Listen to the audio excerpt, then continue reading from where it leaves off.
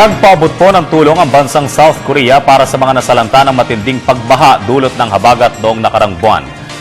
Personal na nagtungo sa National Headquarters ng Philippine Red Cross si Governor Kwon Yong-kim ng South Korea at mismong si Chairman Richard Gordon ng Red Cross ang tumanggap ng financial assistance na $30,000 mula sa gobernador. Ayon kay Gordon, ang naturang donasyon ay gagamitin para sa pagbibigay ng karagdagang pagkain, disenteng tirahan at iba pang programa na makakatulong upang makabangon ang ating mga kababayan na nasalanta ng habagat.